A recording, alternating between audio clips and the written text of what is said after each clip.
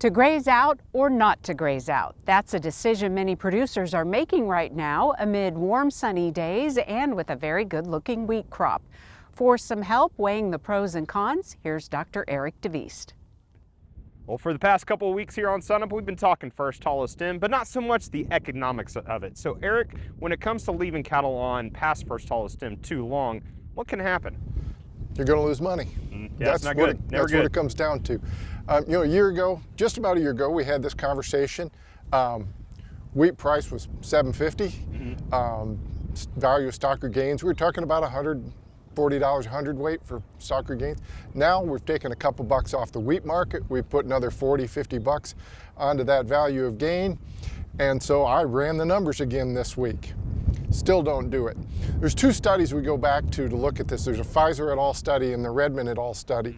In the Pfizer study, they were grazing stockpiled forage. And that's not the norm. As you look out here, this would be more what you would see after cattle have been out here. And so the Redmond study looked at a more typically grazed pasture, and what we found was that you're going to take off quite a bit of yield and subsequently net return per acre if you extend the grazing past first hollow stem.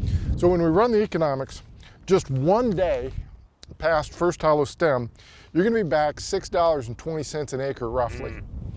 When we go to 7 days past first hollow stem, that jumps up to about 41 bucks an acre. Wow. You're going to be back. And so that takes into consideration the value of gain on the cattle, the lost wheat yield, the added nitrogen you have to put back on, because when you're removing that leaf tissue, that plant's got to put it back on if it's going to produce a seed head, and the opportunity cost of those cattle, because you didn't sell them, so you didn't get that money in to repay the operating note, to buy chemical or whatever you need for the coming year. And so when you take that into consideration, you're going to be back after 7 days, 41 bucks.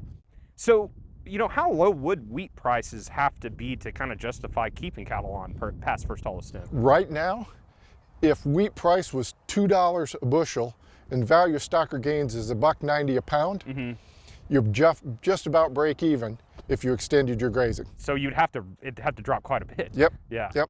Kim Anderson's saying that, wheat prices have bottomed out, but still that's, not quite $2. We're not going to make $2. I'm not a marketing economist, but I'll go out on a limb there and make that prediction that this spring they're not going to $2.